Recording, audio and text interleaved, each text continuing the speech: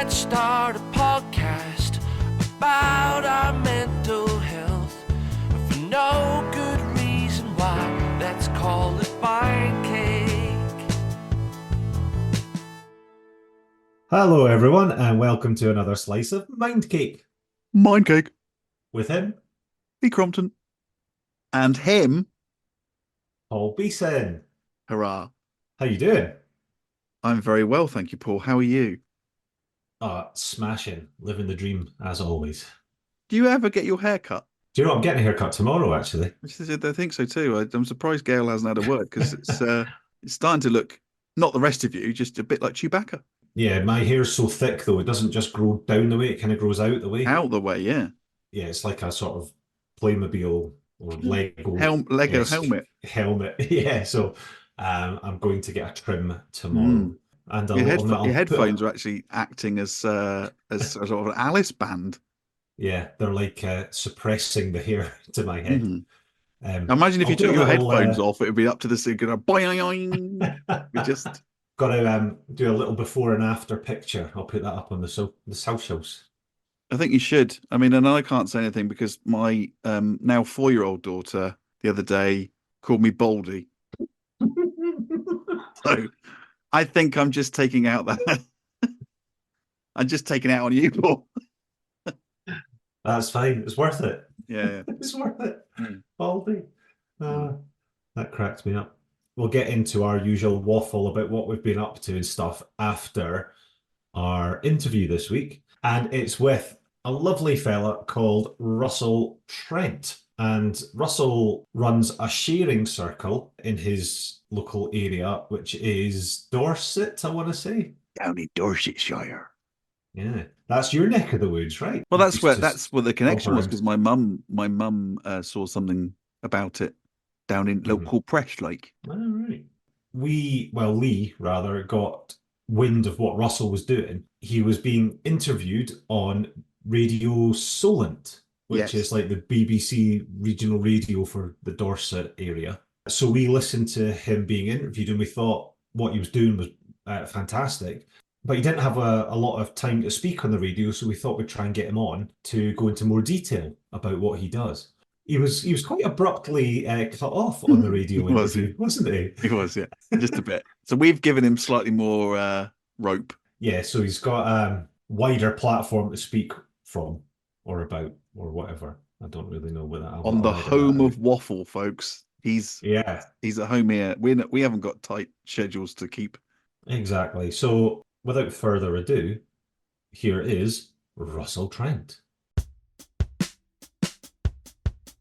All right. Hi, everybody. And we are very lucky and privileged to be joined this evening by Russell Trent. Hello, Russell. Hi guys. How are you? Yeah, I'm very good, actually. Thank you. Hope you guys are good. Yeah, we're doing well. I'm doing okay. I can't speak for Lee because that would be unfair, but I'm doing okay. Lee, are you well? I'm just going to lie and say, yeah, I'm great. Oh.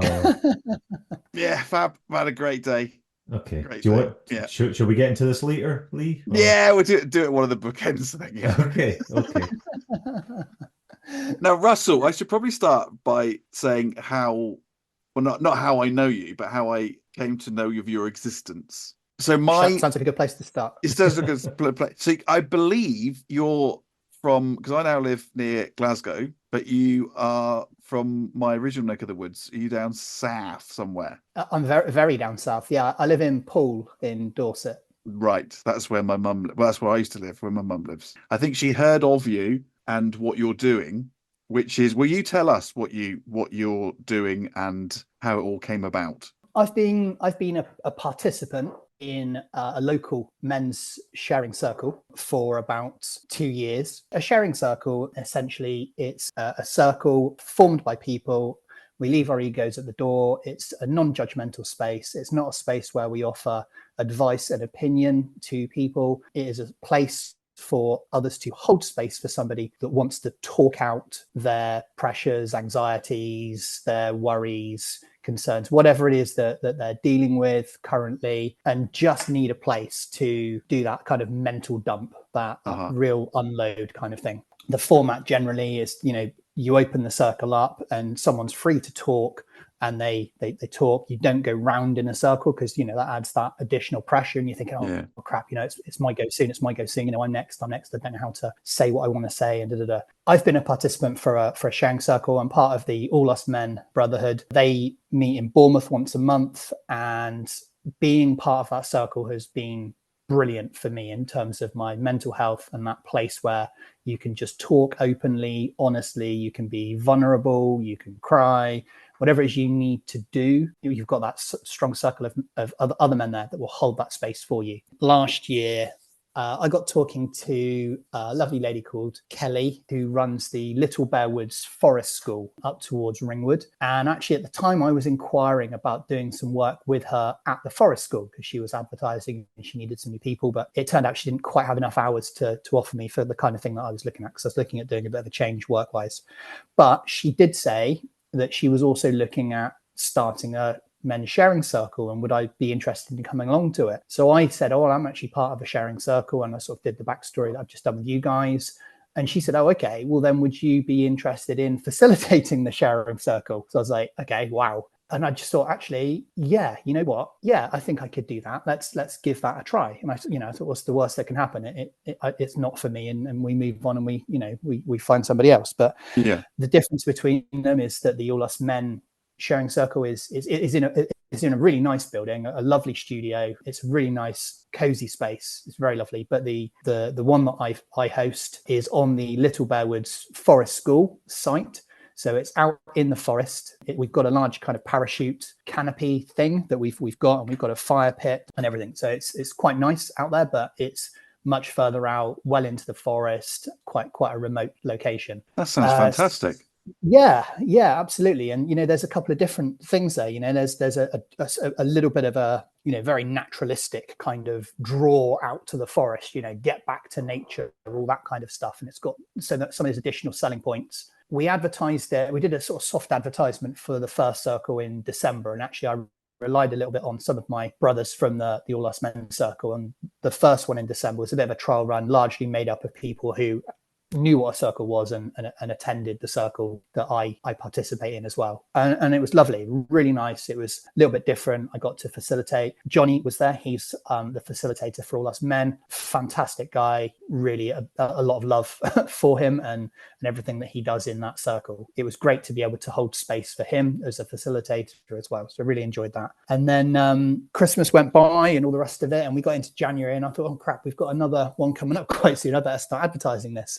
So I put a post out on a Facebook page called Pool Community Group, and it's got quite a large following. It is probably one of the major community pages, I suppose, on Facebook. And I just said, you know, looking for men, forest circle, vulnerable. Mm-hmm. And the response went mental in a really positive way, like really crazy, really positive in terms of like the emojis and all that. You know, I had 700 or 800, you know, likes and hugs and cares, really? All the positive ones, all the good ones, 80 or 90 comments, and a mixture from women saying, this is fantastic, we need more of this for men. You know, I've got a brother, a husband, a son, a whatever that would absolutely love this or absolutely needs this. And I had men reaching out again, this is fantastic. And we've got a capacity of 15. We actually had 16 on site for the January one. I was just blown away.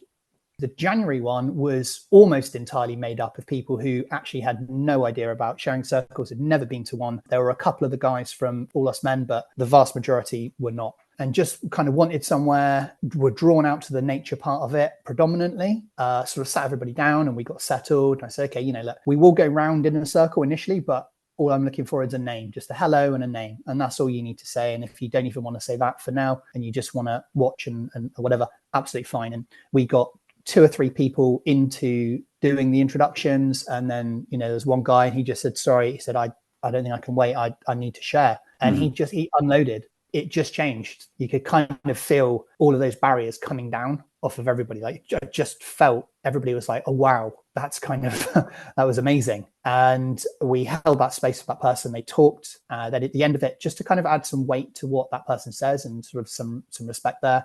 We take one large deep breath in and we hold that.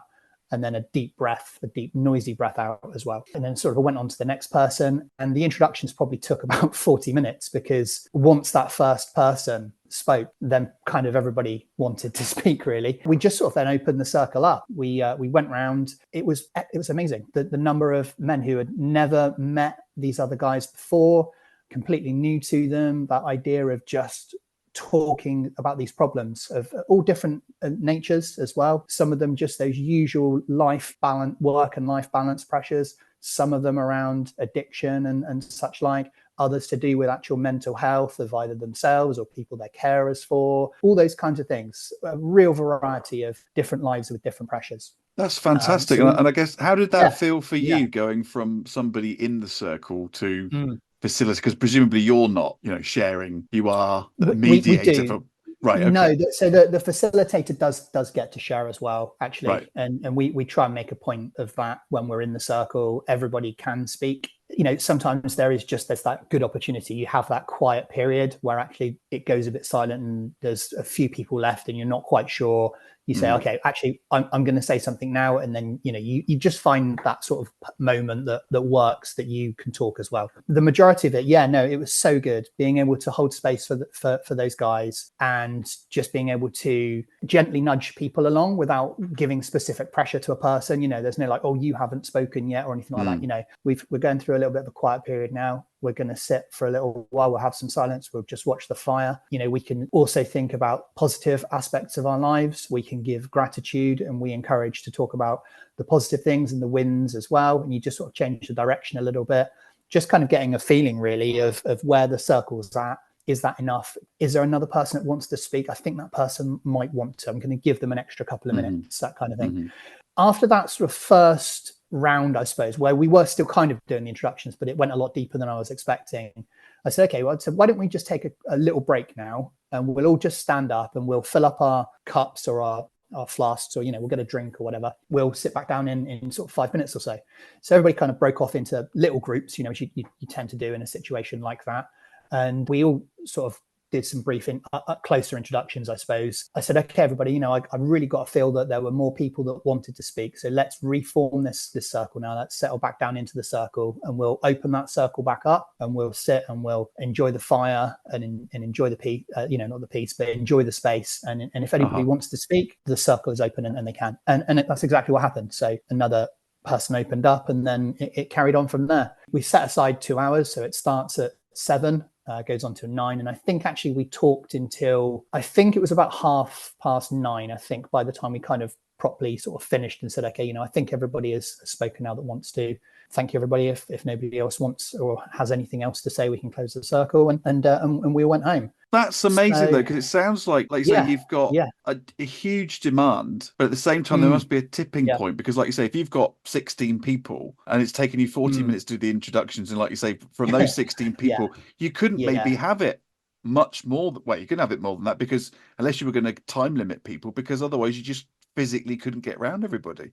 With the All Us Men Circle, we do one once a month. The core of it is largely made up of people that come back every month, and we're sort of well established and we formed quite strong bonds, but we still get new people coming to the group. But it is only kind of one or maximum of about 3 or 4 people maybe might turn up one month. So the introductions are kind of a lot faster. With this one, there'll be a mixture, I suppose, of there'll be people that are really up for it and just want to come for the fire and the open space, and are also happy to talk as well, and they'll become established. And then we'll have some new people as well. And I suppose as we go along, I'll kind of learn how to manage that time, as well as sort of manage the people and how they want to speak and everything as well. So there's still a little bit to learn on my part on how to facilitate and how you work with a brand new group of people. So we're already fully booked for the February circle, which happens next Friday. And that's a mixture. That's a combination of some of the people who were already booked in for January, who came in January, who were repeat bookers, and some new people as well.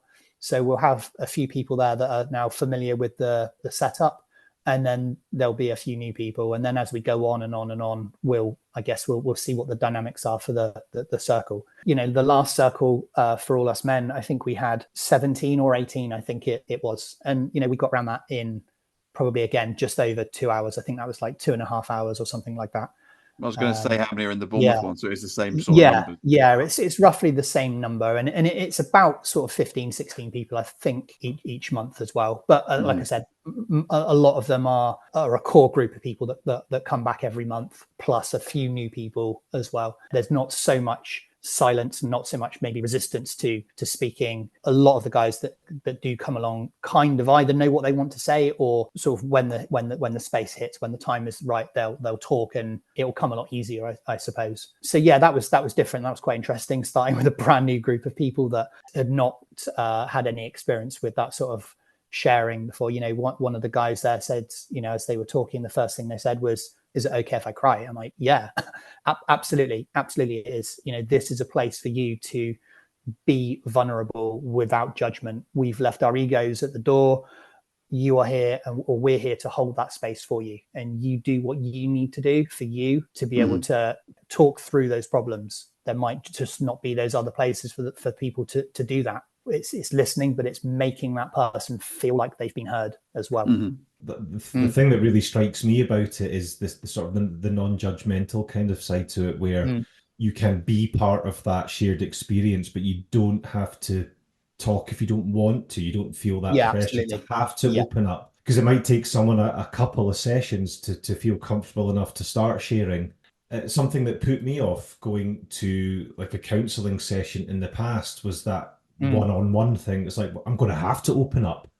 There's nowhere to hide, and there's I can't just sit there in silence, or maybe I could. They'd still take my money. But yes. I felt a great deal of pressure leading up to that. What am I going to say? What are they going to ask? And this is such a nice way to get into that safe environment. I think it's a wonderful thing that you guys are doing. Yeah, we have guys that just happen to be in a good place that month, and they will come along and hold space for other people that they know are not going to be in such a good space. Some of them, you know, they might come along and they might say a few positive words, or they might just say in silence, they just say, you know, guys, actually, it's all good today. I'm here to hold space for others. I haven't got a share. I don't have anything that's, you know, that's really on top of me at the moment, getting on top of me. I'm here to sit in the space and hold space for others. So we have that as well. That's also really good, really beautiful. It is. It's great, especially when people are still, you know, if they're feeling good, they don't just go, "I'll sack it off this month because I'm feeling all right." They still go to support the other people, and that's wonderful. We do encourage those positives as well, because, you know, if you're trying to work through something, if you get to a point, you know, like a quite not an easy one, but one that we reference quite a lot is our length of sobriety, for example.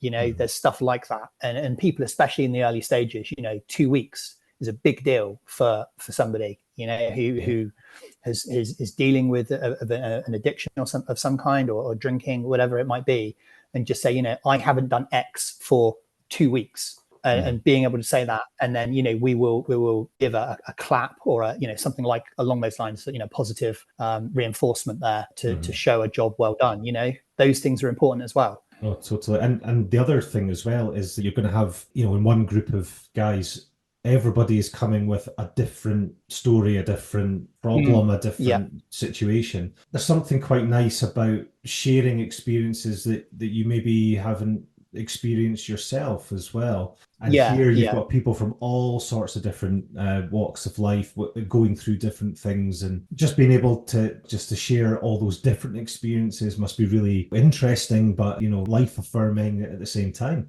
A lot of people are going through stuff and they can't quite put it into words, or don't have the words for it. And you listen to different people's experiences, and they'll use analogies, or they'll just talk about a particular situation, and it will click. You'll hear something. It could only just be a few words or a couple of sentences, and you think, that's it. That's what I want to talk about. That's the thing that's getting me down at the moment. That's the pressure that I'm dealing with. You've explained it perfectly there. And sometimes it's to do with, could be relationship problems. It could be anything. And someone will just say something, and they will help you form those words as well. So we, you know, that definitely with me, I know sometimes I can go into the circle and I'm either in a bit of a funk, or I sort of know what's getting me down, but I don't quite know how to talk about it. And I'll hear someone just say something, and I'll be like, that's it. Yes, that's how I feel right now. that's what I'm kind of going through. I can kind of empathize with that. You know, even if you don't say anything, sometimes me and Paul have talked about this before, but you could have a feeling where you're going through something where you feel you're the only person in the world that feels like that, and almost beat yourself up about that, and you feel alienated, and then actually you hear somebody else go through a similar experience. You go, oh, I'm not the only one that's going through something similar to this, because I think you can feel very alone sometimes, and you do feel that. Am I the only person that feels like this? And actually, you might find that there's a few people that you go, oh, right, this is actually quite common. Yeah. One of the guys at the first, I'll call it proper circle, the January circle, said something along those lines. He was just like, I'm listening to all these stories and I'm actually not alone. I thought I was. And I thought I was kind of the only one that was dealing with this, but I'm not. Like, there's nowhere else where I could have gone where I would have heard stories in this manner, you know, with such kind of honesty and vulnerability, where it really, like, you know, hit me kind of quite hard. But the relief that I'm not the only person going through this. I completely agree. Hearing those stories and almost a sort of sigh of relief that you're not alone in that, and that it's okay to talk about it as well. You know, it's easy to sort of kind of compare your problems and trivialize them because there are other people that have got much worse problems, but it's your lived life. And if they're getting you down, they're things that kind of you should try to address in some way or fashion. It doesn't matter whether or not there are other people going through much worse. You're the person that's suffering by, you know, not addressing whatever it is that's getting on top of you. So it's really good when you've got these people talking about different parts of our lives that are, you know, it could just be that, like I said, the pressure of family versus work, you know, just stuff like that. There's going to be millions of people that try to get that balance right and are struggling. And sometimes you need to be able to talk about it, because sometimes it just gets too much. It does. It really, really can get on top of people. It's good to be able to say, I'm really, really struggling at the moment with this problem. I find that a lot of people will say to me, oh, well, I'm going through such and such. Well, it's nothing like you went through, Lee. Yeah. That doesn't preclude you from feeling down about something just because it wasn't terminal cancer. Yeah. But likewise... Yeah, that's it. That's how bad it's got to get before you can start. Before you feel sorry for yourself, you've got to be given 6 months to live. But likewise, I sometimes trivialize my situation because I go, well, I didn't have cancer where I had to have chemotherapy every fortnight. I just had to sit in a dead line room for three weeks. Even at that level, there's still a point where you go, well, was it really that bad? I mean, there's some poor sods who are much worse off than me. I think that's, like you say, the good thing that you're doing is that you can meet up, and it doesn't matter, you know, what it is. It's just safe space for people to share. And the problem is you get into that mindset, and that's why you have the high percentages of men who don't go to the doctors, don't want to talk about going for counselling, don't want to deal with those issues, don't want to speak to somebody about it. That leads, unfortunately, to the other statistics about the high rates of suicide in men as well. And just that talking about it, that part is so important, I think, being given a space to be able to just do that mental unload. It's kind of one of the reasons that we don't do the advice and opinion part as well, because there's a million other places that you can go for advice and opinion. And opinion and advice is offered whether you want it or not sometimes as well. And actually you just say, I don't need someone else to fix this. I need to come to terms with this issue and I need to speak about it. And then sometimes you need to do that before you can do anything about it. It might be that you talk about it once in that really, really raw way, and that leads you down that path of being able to do something about it. Because, you know, you bottle it up and, you know, you have these horrible stereotypes about being the strong one and having to be the rock and, you know, all that kind of stuff. Man up. Don't get me started. all those kinds of things just lead to you not being able, if you're not looking after yourself, there's no way that you can then be expected to look after everybody else around you. You know, it's such a counterproductive way of thinking. If the idea is that you are the person that's supposed to be looking after everybody else, it's good that there are spaces like the one that I attend. And then, you know, I'm glad to be part of being able to facilitate a space as well. So that's fantastic. Yeah, that's brilliant. Yeah. I mean, I think it's the best place in the world and the worst place in the world for me and Paul. It'd be the best place in the world because we offer no advice or opinions on anything. If you listen to any of the other podcasts, you'll know this. But at the same time, we do waffle a lot. So I think your 2.5 hours, you'd be struggling if me and Paul turned up. Yeah. There's a lot of tangents. So listen, we haven't got long left. So where do people get in touch if they want to find out more and maybe join one of the groups? Best place to do that is to look on the Forest School website. So that is littlebearwoods.co.uk. And there's a page or a tab on there that links to the men's sharing circle. Now, we've called that Boars in the Woods. So that's BOAR. And it's a little nod to the bear because a boar is an adult male bear. Who knew? So I could have just called it Bears in the Woods, but we've decided to call it Boars in the Woods. If me and Paul were there, it would definitely be Boars in the Woods. Yeah, different. Yeah, that's it. Yeah, different spelling, Boars. but Yeah, different spelling. So yeah, if you go through there, or you can find me on Facebook for people that are local and want to join. You'll see the advertisements in the Pool community group and on Instagram as well. Little Bear Woods is on Instagram. If you search any of those places, you'll be able to find us easy enough there. We've cross-posted the links quite a lot locally in the community groups and such like as well.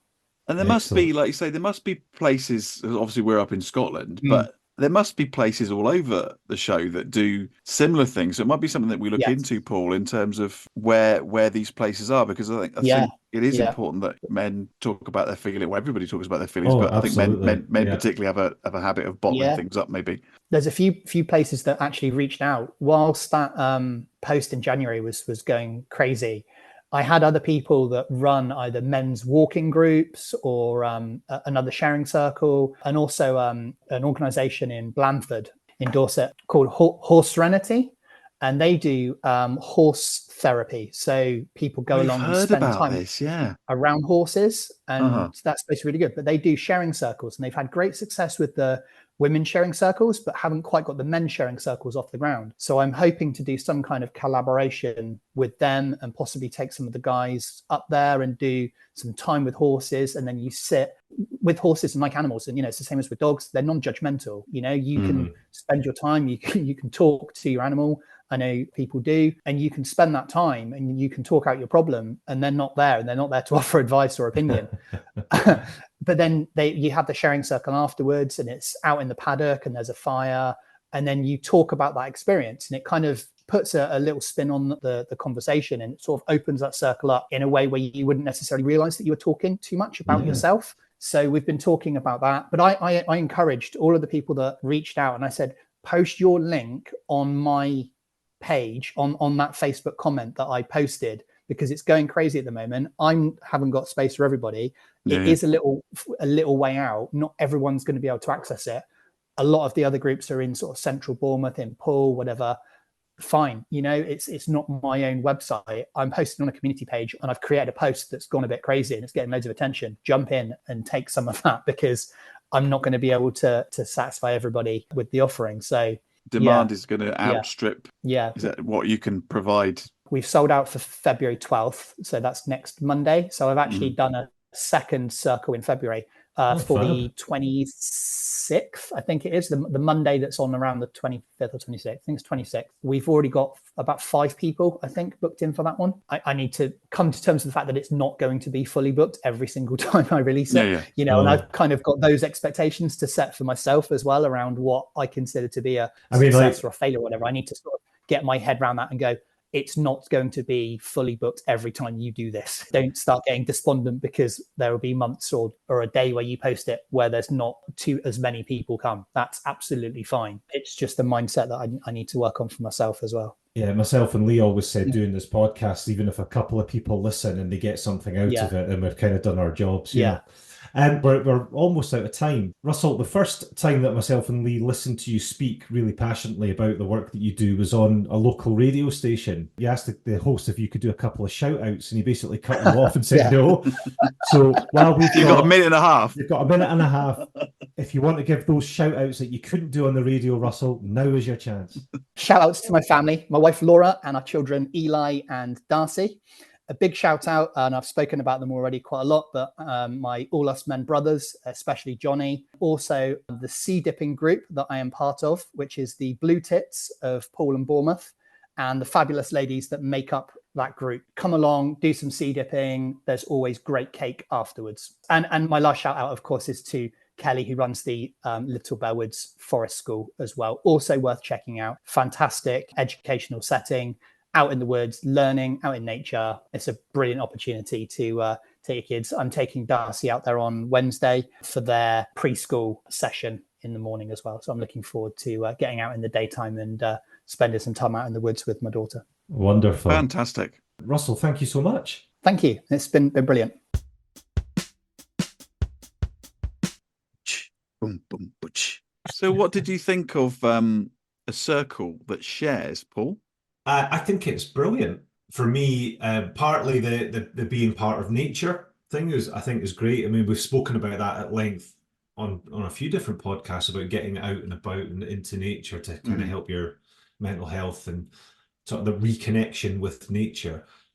But the non-judgmental side of it, the fact that you don't have to speak if you don't want to, the lack of pressure, you can be part of that circle without feeling the pressure that you have to open up, and you don't have to open up until you're ready. That all sounds like a great thing, and it's just a way to meet other people who are going through stuff that might be similar to you. It's just a good way of getting people together. Yeah, I mean, I think it's not the same, but this is how I feel about it. It's a bit like what we're doing. I feel that, with the messages that we get and the people that are listening, we've all come at this from different backgrounds. We've got different paths, but I've got this feeling, although it's only me and you talking, obviously we've got the people, guests on as well, but we're kind of all in, whether it's us, whether it's the listeners, whether it's the people we have, and we're kind of all in it together. And it is kind of, with the emails that we're getting and the messages that we get in, I do like that feeling of kind of, I think I mentioned in the chat that you maybe hear something that you go, oh yeah, it's not just me that thinks like that, or makes you feel slightly less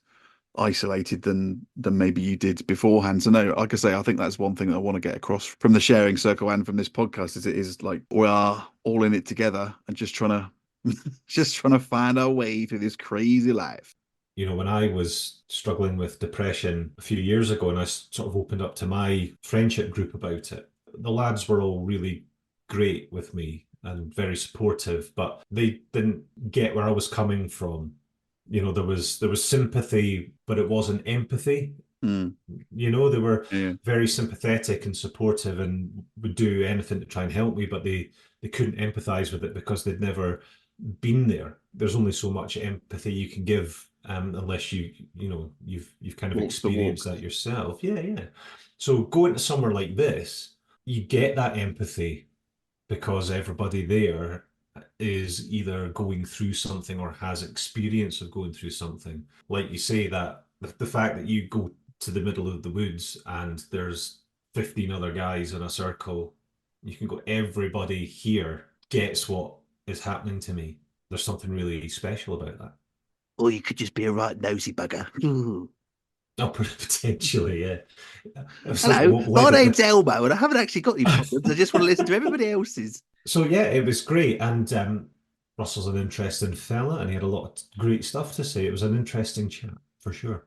And I think there are great. We talked about this off air. Andy's Man Club that seems to sort of crop up on our social media a lot. I think that's a similar thing, and they've got seems to be things going on all over the country where you can go along and kind of. I don't think it's in the woods, which is pretty, unique in itself. But I think they're these groups where you can go along and share your story. And Andy's Man Club seems to be flourishing nationwide. I know there's one just down the road from where I live in my little corner of Fife. So yeah, I guess that there is a lot of this kind of stuff happening, and that's great. The more, the better. If you're in Dorset and you want to get out into the woods, then Russell's sharing circle sounds ideal. If you're going to do it in the woods, then there's no better person than to do it with someone called Russell. Yeah. Especially on a windy day. Sorry, that was a very, very dad joke. Oh, like Russell you've only just got it. Right, okay. I'll have to explain it to him. Yeah, the best jokes are the ones you have to explain, I think. Thanks, Russell. Okay. Yeah, thanks, Russell. What else have you been up to, Lee? I should point out a big thanks to Kay at Casey Holistics. Hello, Kay. Hello, Kay. My amethyst, rose quartz, and moonstone have arrived for Erin. Tonight, if she doesn't fall asleep in the car on the way home, which is kind of what I'm hoping for a Friday Brucey bonus, then we will see how the crystals. I'm trying to say it in a voice that where you don't go crystals after every time I say crystals. I told you I'm deliberately not going to say that anymore. Yeah, I know, but I thought you were lulling me into false sense of security. No, this is a Sort of safe thing you space. do. It's not a safe space at all. So yeah, we'll see how Kay's crystals. It's no good mouthing it just because they can't see you, Paul. I feel like a big telltale tit now. He mouthed it, miss.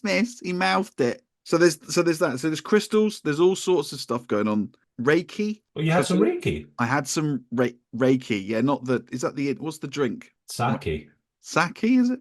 I'm talking about. Well, I went for reflexology, which again is a bit out there for me. But I thought, if nothing else, it'll be relaxing. She can fiddle with my tingly digits. So at the end of the reflexology, she said, "Oh, have you?" Because she's talking about auric fields and energy centers and this, that, and the other. And I'm like, "Oh, yeah, okay." I can almost sense Kay rolling her eyes as she hears my voice. So she said, "Would you like? We'll finish off with a bit of Reiki." And I said, "Go on then." I am lay on my back, and she said, "Oh, there's a lot of energy, there's a lot of coming off your head." I was like, "What, you mean like Paul's hair?" She went, "No, not like that. Just kind of, have you got a lot on your mind at the moment?" I'm like, "Well, again, you're like, well, most people have got a lot on their mind." It's because you don't have any hair to hold all that energy This is in. It like, just when they, escapes out the top it's of the your same head. thing where when they do the thermal imaging on people who are bald compared with people with, you can see that All the heat just all the escaping off heat the is top of just your head. it's like the energy from my head just escaping.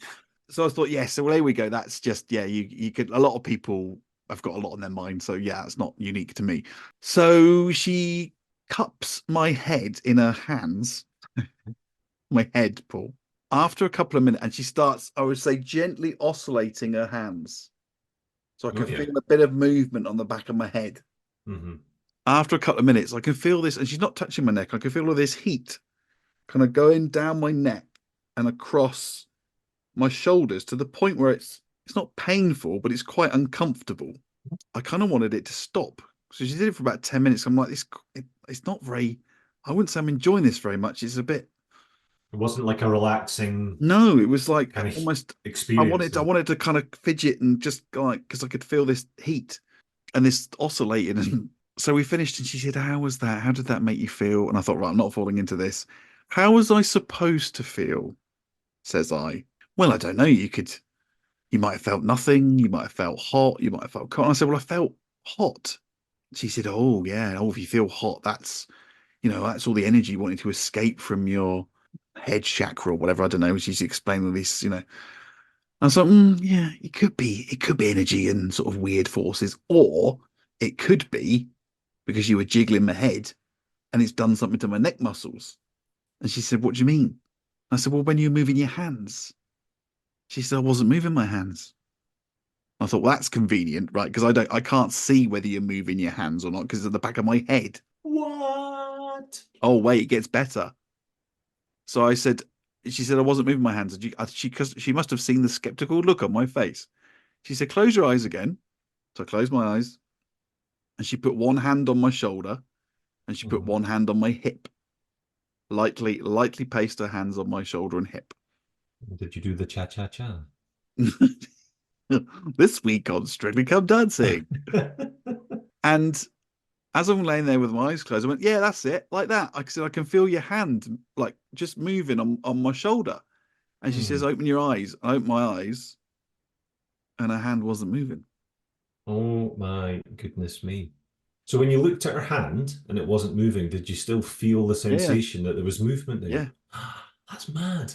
That's So again, I've incredible. tried to rationalize this and go, well, is it like a pressure point where she's on like a, but it wasn't like she was pressing hard. Do you know what I mean? She's only got her Just hand like, resting. you're sort of resting her hand on me. It's not like she's pushing and then, or it's my heartbeat, or I can feel that. But it was almost like that sort of, sorry, you can't see, but just, yeah, an oscillating hand. So anyway, that was the universe is got it in for me at the minute. So yeah, you mentioned this earlier off air. Has there been a lot of little spooky things happening to you recently? Little Mm, coincidences, yeah. little Well, actually, things? we were gonna mention Ian's. Ian, hi Ian.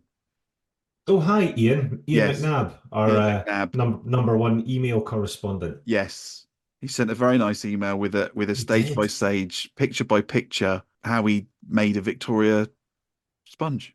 Yeah, it looked amazing, didn't it? Tasted Well, amazing as well. yeah. Again, lovely listeners, Lee was the beneficiary of a lovely homemade cake that he got to eat with his good pal Ian Ian, McNabb. Ian brought And it over to site and I met him but the pictures, I don't know if you noticed, but in the pictures he'd used, which again I asked him when I met him, I said, was that normal for you or are you just doing it because you've listened to the podcast? So he used free range eggs, he Mhm. used plant butter. Was it organic flour? There was something else that was so yeah, not things that he would have bought normally, but it tasted, again for your benefit, Paul, it tasted delicious. The other people in the office enjoyed it too. So you shared it with your work colleagues. Yes, I mean my Mhm. initial thing, and I actually said this to Ian. I said I don't know how I'm going to get this home in my bag because I've got like a rucksack with my laptop in it. And he said, "Oh, are you not going to take it in and share it with the people at work?" And I was like, "Oh yeah, yeah, no, I was gonna do that. I was only joking about taking it home and eating the whole thing myself with my children. Yum yum yum yum." Notice that at not any point during that conversation was my name mentioned. Unbelievable. Do you know what? I'm going to make you a cake and I'll send it. No, I don't want your petty cakes. Mm. Petty I cake, make petty a I cake. make a good Victoria sponge. Well, I wouldn't know. No, you wouldn't. You can't Anyways, spell unbelievable without Lee. the re the reason I was mentioning Ian is because I was telling him about because he'd said I'd heard on the podcast that you had like this thing down in Knutsford and what happened. So I Mhm. think that's for another episode, but I was explaining the odd things that had happened in Knutsford. And I think it was when we were on with Kay, I had mentioned that the spirit person had given me this crystal. Well, the black Yes, volcanic one. Yeah, yeah. yes. And I don't know what I think I mentioned it to you, but I don't think I mentioned it on the podcast. I was sat in a meeting for 6 hours the other day and Hmm. had this crystal in my pocket and was just rubbing it between my thumb and forefinger as I'm sat there listening to the stuff in the meeting. And then I kid you not, I came out of the meeting, sat at my desk, and within 15 minutes, I had a text from Cara, who gave me the crystal, to say, I've been thinking about you the last couple of days. Is everything all right? I just wanted to check in. Wow. So these things that I kept passing off as coincidences, Hmm. I am genuinely trying to rationalize them and go, well, there's a reason why that's happened, but there's almost too many of them. Do you know what I mean? They seem to be backing up one after another. And there's also the one that you've just told me, which we can't say yet. Oh, yes. Yeah, that was a really That's nice little surprise, but yeah, I it's a can't. coincidence, though, isn't it? It's quite a big I'm using coincidence in inverted commas. Yeah, yeah. I mean, this is not going to mean anything to anybody listening, but out of all the people that this coincidence thing could have been about, it was this one person. Yeah, Mm. bizarre. We might be able to say Um, that in a later, well, yeah, perhaps in a later one, possibly. but Mm. yeah, we'll see. So moving on, while we're talking about emails from Ian McNabb, we have had other emails in emails. We have. So we got an email from Sarah Dean. Hello, Sarah. Sarah Hearn. I thought it was Dean. Thought It she is used to be Dean. Hearn, It and is she's not. Dean now. I only know her as Hearn. I went to Oh, I school with her. She's see. now in Australia. Yeah. So Sarah is one of our Aussie listeners, Cheers. and she sent a lovely email wondering if we were going to talk about a particular subject at some point on our podcast, or maybe suggesting that we discuss a particular subject on our podcast. What was that subject, Paul? It was the subject of perimenopause. The reason I asked you is because I read it as menopause. I don't even know what perimenopause is because Mhm. we are idiots when it comes to mental health, let alone the menopause. Well, so this is the distinction. So I don't know if it's the menopause starting a bit earlier than what is deemed kind of, normal. In inverted commas, Or normal. yeah, if it's, just kind of hitting that stage early or earlier in than what is expected, Right. or if it is a precursor to the actual menopause. So that's where my distinction is a bit hazy. but that's about as far as my knowledge goes. Which is why we have spoken to Charlotte, Queen of the Bees, Oh yeah, the bee lady. who does herbology, which we never got around to speaking to last time, and menopause. I think it's food for menopause, Mhm. menopausal women. On the basis of we've just given a perfect example of why we are not in any way remotely the right people to chat to Charlotte about menopausal things. We have guest presenters lined up, female guest presenters lined up to talk to Charlotte. Would you like to reveal who those guest presenters are? Well, one of them is Gail, who is my partner. She is. But I'm not sure who the other one is, though. You've organised the other one, right? Yes, the other one is Jenny Rogers. Hi, No, Jenny Rogers. no relation, as far as I'm aware, to Niall. And a nice Jenny. I have to say, I've never met a Jenny other than this Jenny that I like. I hate Jennies. Oh, really? Yeah, even the one in Forest. We had a conversation about this in Knutsford. If you'd have bothered to turn up to Knutsford, you'd have been involved in this conversation, but you were too busy in Leeds. I was too busy working, is what Too I'm busy saying. working, yes, rather than having a fun time for my birthday. Even the Jenny from Forrest Gump, which was an emotive subject because half the people there, i.e., Bob and Lisa, thought that Jenny was all right. Me and Hannah thought Jenny from Forrest Gump was a cow. Well, she's a complex character. She goes on a journey. I Yeah. think she displays some selfish behavior at certain points, Mm, but I think by the end of the film, mm. and I won't spoil it in case anybody out there's hasn't been watched, living hasn't got round to watching Forrest Gump yet. has lived under a rock for the last 30 years. But by the end of the film, I think she's had a bit of a redemption arc. I think it's fair to say. No? Nope, she's a cow. Okay. Well, that put that to bed, didn't it? Jenny Rogers, I think, is very similar in character to Charlotte, and I think with the mix of Gail as well would be an interesting chat. I also think they should do Welcome to a special edition of Mind Cake with me, Jenny Rogers, and her, Gail Robertson. If they want to, but it's their episode, so they can Yeah. do what they like. I mean, if they do the same as us, they're going to do it better, aren't they? Oh, that's true. Yeah, get them to do something else, actually. Yeah, but then when they do something else, it'll be so much better than what we do that I think we're screwed either way, man, to be We honest. want more Gail and Jenny. Yeah, maybe it could be the start of Gail and Jenny's podcast journey. Maybe then we can go and do something else, you know. We did get another email. Oh, yeah, we're still on emails. So we got an email from a guy called, now I'm probably going to say this wrong, so apologies. Geraint, is it Geraint? Geraint Wally? Whaley? I'm so sorry. We'll go with Geraint.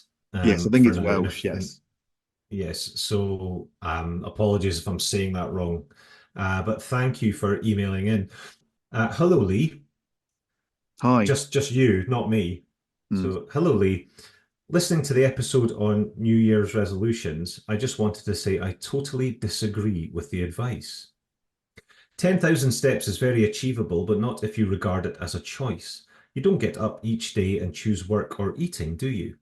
So walking should be part of you, not an option. I do on average 16,000 steps a day. Wow.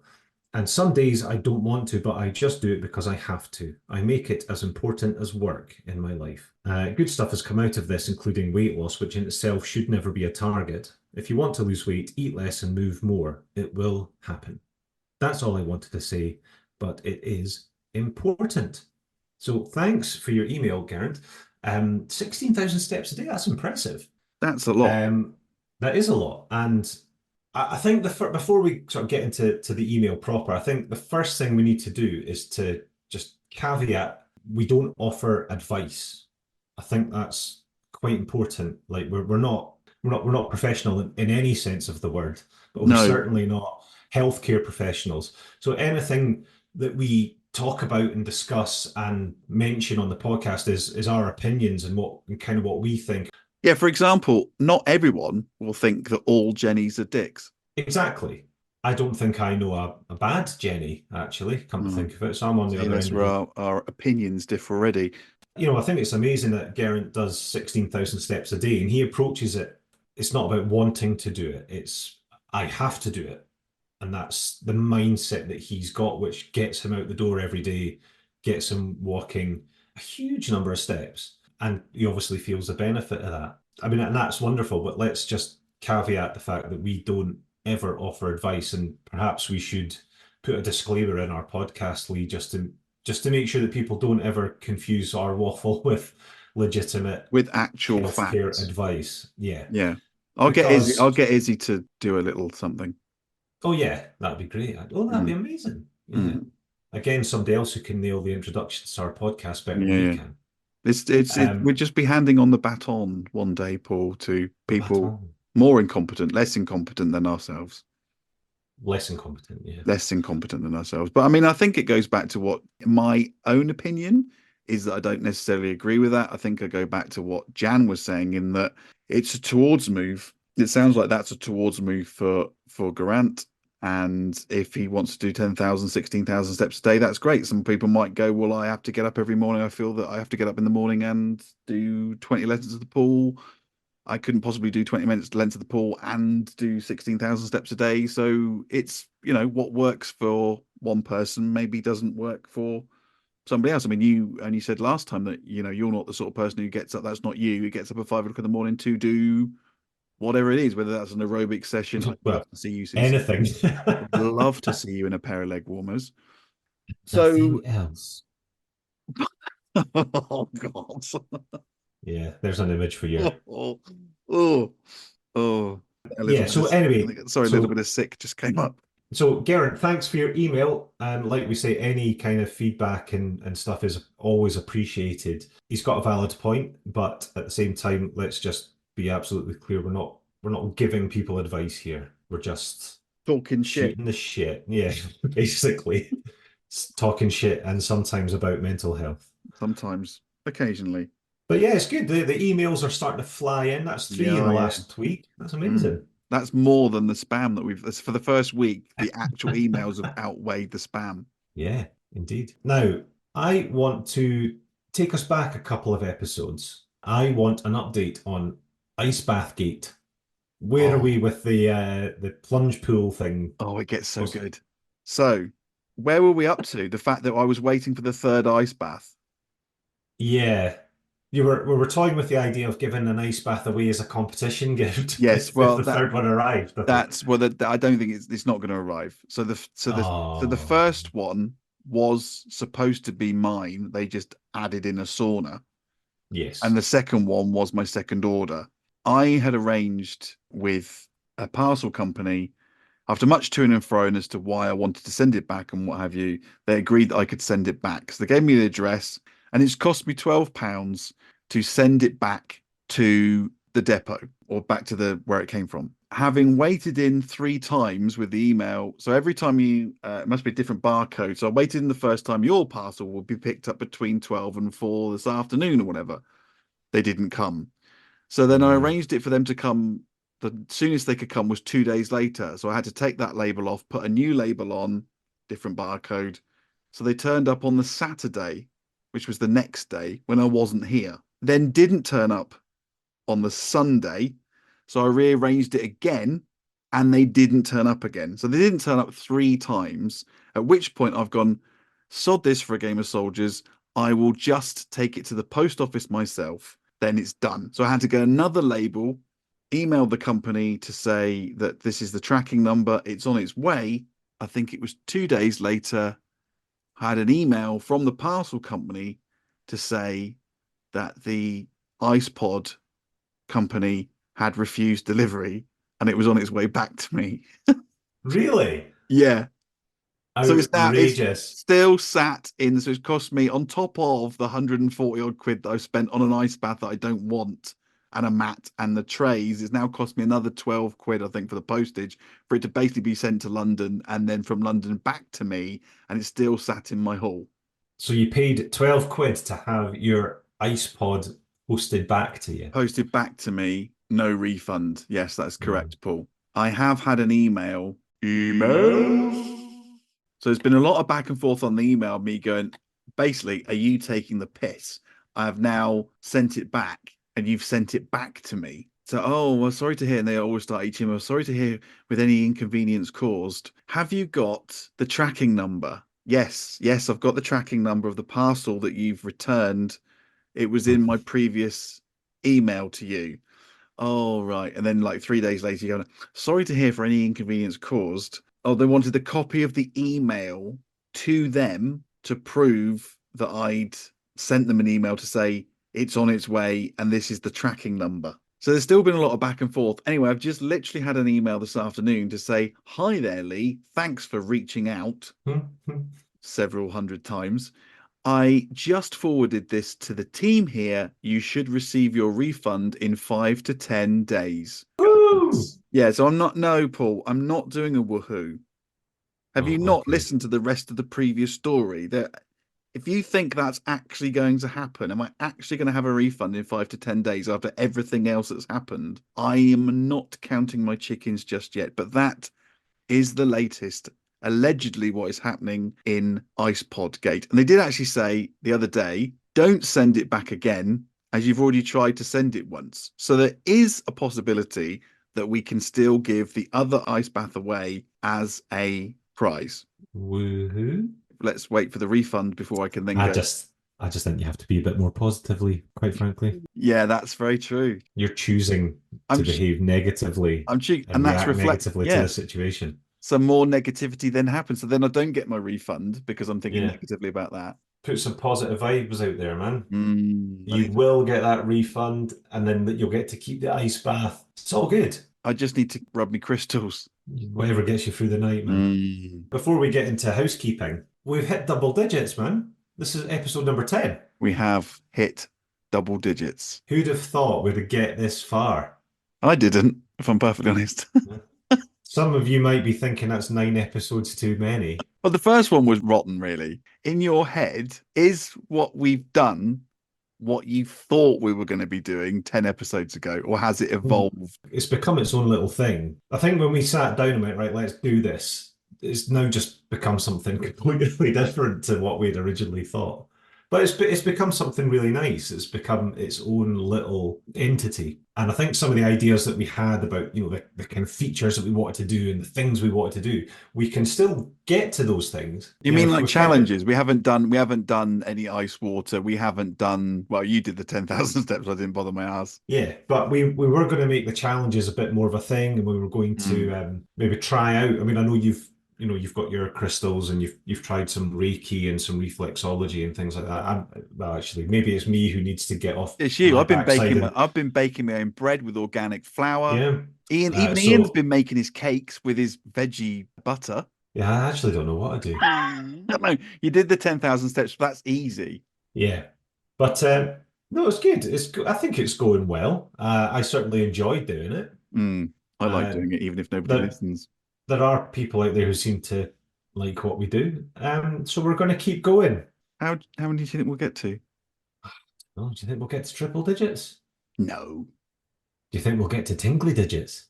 Tingly digits. Do you think we'll get to 20? Aye, for sure. That's quite a positive. Again, am I bringing you down with my negativity?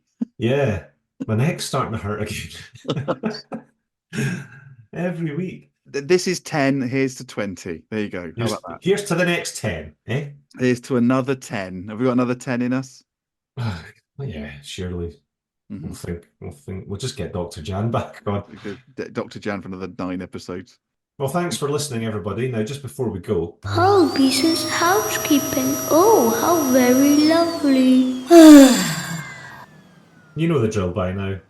Email us at sliceofmindcake.com. Find us on Instagram and Twitter at mindcakepodcast, and find us on Facebook at mindcake. Remember that on all of our socials, we've got our link tree with links to important websites and to all the episodes that we've done so far. And thanks for joining in with us for the last 10 episodes. And here's to many more. It's nice.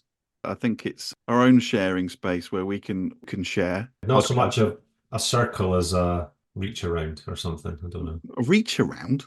No, but it is, I guess, our own sharing circle with our little band of listeners out there. Yeah, I like our little band of listeners. Yeah. We might actually have to start the again, going back to your hair. That's maybe we haven't got enough fuzzy material. If we were to start a fan club with the Ganesha badges, Oh yeah. we wouldn't have enough fur Well, to maybe I could start replicate posting your out. hair. Yeah. Or I'll maybe when just you have post your out hair locks cut. of my hair. Yeah. Yeah, I'll get the hairdresser to sweep it up. oh man. Yes, remember do an online poll. Would you be Yeah. interested in having a membership badge with Paul's actual hair round the outside? Okay. Well, let's put that poll out there. Let's. If you want a membership badge made out of my own hair, I'll get right on that. Do you know what? Obviously, there might not be enough to go around, I but know. I'll do my best. I genuinely think you should do that because I think the amount of people that will take you up on that and go, yes, please, I'd love a hairy badge made out of Paul's actual hair. We could probably facilitate the manufacture of those because I don't think it's going to be any more than one. Who wants a hairy badge? I'm editing that out. That's not staying in. So if you do want a hairy badge, You know where to come. oh right, I need to go, man. Yeah, I've got to go. Okay, thanks for listening. Love you. Bye. Let's start a podcast about our mental health for no good reason why. Let's call it Pint Cake. Hairy badge.